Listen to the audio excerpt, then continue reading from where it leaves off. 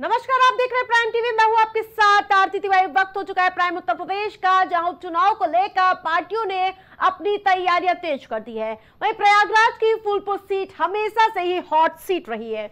देश के पहले प्रधानमंत्री जवाहरलाल नेहरू इसी सीट से जीतकर प्रधानमंत्री बने थे और आज भी उपचुनाव में ये सीट अपने आप में एक अलग ही महत्व रखती है और सीट की एक अलग ही पहचान है, जिसको लेकर समाजवादी पार्टी के प्रदेश महासचिव लल्लन राय ने बताया कि पार्टी की किस तरह की तैयारी है और किन मुद्दों को लेकर पार्टी चुनाव मैदान में उतरेगी। आइए दिखाते हैं प्रयागराज से संवाददाता नितेश सोनी की रिपोर्ट।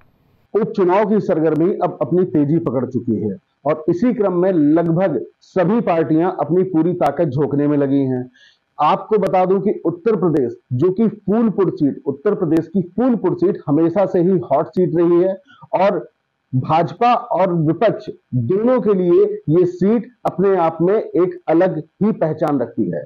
हमारे साथ में समाजवादी पार्टी के प्रदेश सचिव और अपने आप में एक प्रदेश महासचिव और अपने आप में एक बहुत ही दिग्गज नेता जो कि पूर्व राज्य मंत्री भी रह चुके हैं, हम उनसे बातचीत करते हैं और किस तरह की तैयारियां हैं समाजवादी पार्टी इस चुनाव में किस तरह से तैयारियां कर रही है, इसको लेकर के श्री लल्लन राय जी हमारे साथ में मौजूद हैं और हम इनसे अब बातचीत करते हैं और आपको दिखाते हैं कि कैसे इन्होंने तैयारी की और क्या क्या जिम्मेदारियां पार्टी की तरफ से इनको दी गई है, क्योंकि एक बड़ा नेतृत्व तो अपने हाथ में रखते हैं और एक बड़ी पैठ रखते हैं राजनीति में। तो लल्लन राय जी हमारे साथ में हैं। सर, पहले तो बहुत बहुत नमस्कार आपसे मैं करना चाहूंगा और आप अपने आप में एक अलग ही पहचान रखते हैं, राजनीति में एक बड़ा नाम है आपका और समाजवादी पार्टी के कहा जाए तो एक अपनी खड़ी भाषा में कहा जाता है कि कट्टर समाजवादी जो एक छवि है आपकी।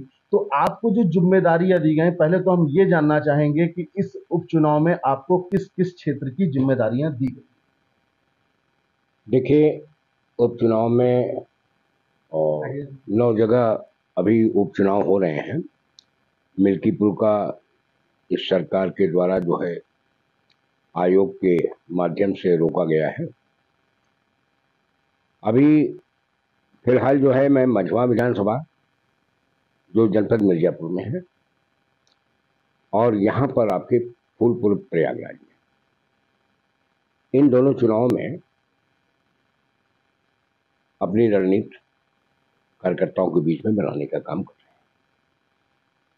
हैं। जिस तरह से अभी समाजवादी पार्टी का जो रिजल्ट आया था उत्तर प्रदेश में और लोकसभा चुनाव में सबसे बड़ी पार्टी बन करके निकली थी, तो इसको लेकर के हम राय जानते हैं क्या है और रणनीति क्या रहेगी आगे जो चुनाव है उसमें रणनीति क्या रहेगी।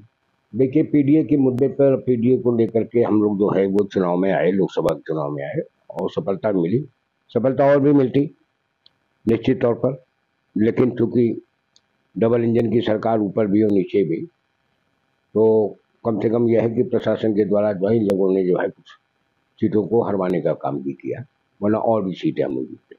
ये बात सत्य है कि तीसरे नंबर की पार्टी देश की हमारी है, समाजवादी पार्टी है। जैसा कि कहा जाता है कि इंडिया गठबंधन, तो ये जो चुनाव होने जा रहा है फूलपुर का जो चुनाव है, तो क्या समाजवादी पार्टी अकेले या इंडिया गठबंधन के साथ? नहीं, इंडिया गठबंधन के साथ है और एकदम मिलकर है, उसमें कहीं कोई शक शिकवा नहीं है, वो साथ में लड़ रहा है। अच्छा, जो मुद्दे हैं, जो मेन मुद्दे हैं, जो जनता की मांग है, जनता जिन चीजों के लिए परेशान है या जनता को जो चीजें चाहिए उसको लेकर के आप क्या कहना है, किन मुद्दों को लेकर के आप चुनाव में जा रहे हैं? देखिए, जनता की सबसे बड़ी बात है कि जनता में किसान भी है, महिला भी है, नौजवान भी है, व्यापारी भी है, सब पीड़ित हैं और इन्हीं मुद्दों पर हम लोकसभा चुनाव में भी आए थे। अखिलेश यादव जिस तरह से हमलावर हैं लोकसभा चुनाव की जीत के बाद में, इस अग्रेशन को हम लोग क्या समझ करके देखते हैं? देखिए, समाजवादी तो शुरू से संघर्षशील तीव्र रहा है समाजवादी को, चाहे वो नेताजी रहे हों, माननीय मुलायम सिंह यादव रहे हों, चाहे वो अखिलेश यादव के हैं। समाजवादी संघर्ष में ही समाजवादी पैदा हुआ है, नेता पैदा हुए हैं और संघर्ष से कभी पीछे नहीं हटते। आज जनता के मुद्दे पर अगर लड़ाई लड़ रही है कोई, तो इंडिया गठबंधन और समाजवादी पार्टी लड़ाई मजबूती से लड़ रही है और इस समय जो है भारतीय जनता पार्टी की सरकार से लड़ रही है, डबल इंजन सरकार से लड़ रही है।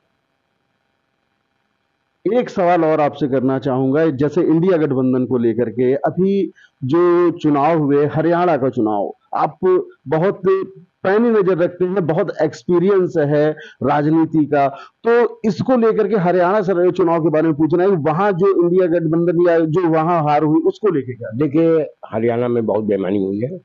अभी देखिए सुप्रीम कोर्ट में भी मैटर चल रहा है और काफी सीमा पर, क्योंकि हरियाणा की जनता तो हर ये कह रही थी कि कहीं बीजेपी को जाने ही जाना है, कांग्रेस के पक्ष में थे। अब सवाल बात क्या कि वहां इंडिया गठबंधन नहीं था और वहां समाजवादी या अखिलेश यादव जी का कोई प्रतिनिधित्व पार्टी का नहीं किया गया था। वरना ये सच है कि अगर वहां सब लोग मिल करके लड़ते तो आज भारतीय जनता पार्टी नहीं आती। फिर भी कांग्रेस के साथ, कांग्रेस के प्रत्याशियों के साथ बहुत बेईमानी हुई है, जिसकी वजह से हरियाणा में भारतीय जनता पार्टी की सरकार बनी। क्या ये कह सकते हैं कि इन्हीं सब चीजों से सीख लेकर के उत्तर प्रदेश में कांग्रेस ने सपा को आगे कर दिया कि आप ही संभाल लें? नहीं, ठीक है, वो तो आगे तो उत्तर प्रदेश में समाजवादी पार्टी चली रही है और लोकसभा में भी है, और हमारे लोकसभा में भी देखिए गठबंधन हुआ अच्छे से, कांग्रेस भी आई और हमारी पार्टी भी आई।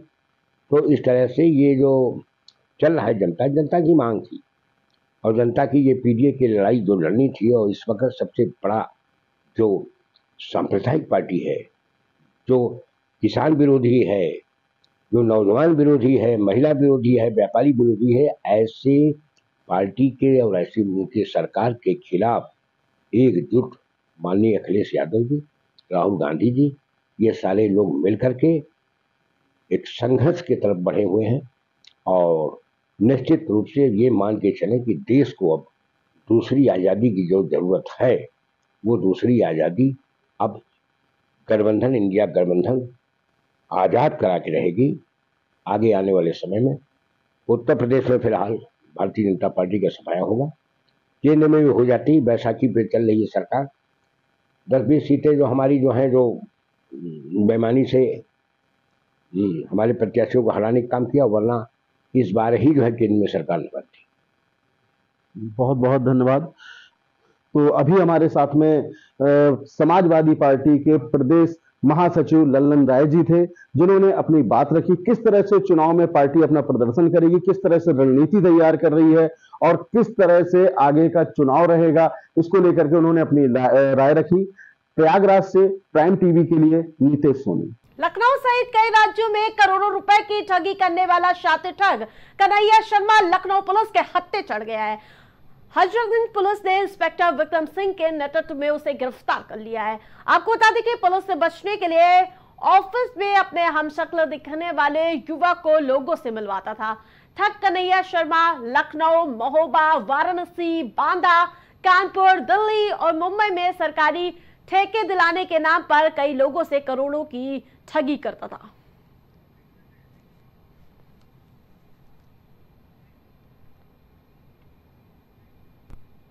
खबर एटा के कोतवाली थाना क्षेत्र से है, जहां आपको बता दें कि एक पत्रकार को दबंग के खिलाफ खबर चलाना भारी पड़ गया। दरअसल पत्रकार सचिन यादव ने क्षेत्र में अवैध तरीके से चल रहे अस्पताल की खबर प्रसारित की थी, जिसके बाद परिवार के साथ मेला देखने गए पत्रकार को दबंगों ने जमकर पीटा। इस दौरान दबंगों ने पत्रकार की पत्नी के साथ छेड़छाड़ भी की। पीड़िता को अधमरा छोड़कर दबंग मौके से फरार हो गए।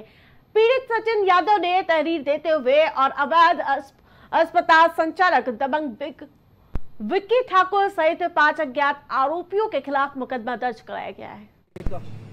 यूपी 82 80 83 86 करके गाड़ी आती है 4 व्हीलर, और उसमें से एक व्यक्ति उतरता है, कहता है मेरा नाम विक्की ठाकुर, मुझे पहचानता कि नहीं पहचानता है। और अचानक उसमें से 4 से 5-6 लोग उतरते हैं और मेरे साथ कहते हैं कि तेरा नाम सचिन है, तू ही वो पत्रकार है कि मेरा हॉस्पिटल सील कराया था। इस तरह की बात करते हैं। मैंने कहा भैया मेरा कोई इस वाक्य से लेन देना नहीं है। तो इसके बाद मेरे साथ उन्होंने मारपीट शुरू कर दी। मैं काफ़ी उनसे मना किया कि मैंने ये सब खबर चलाई, मेरा सील कराने का उद्देश्य कुछ नहीं था। उसी बीच 4-5 और लड़के उसमें उतरते मेरे साथ मारपीट शुरू कर देते हैं।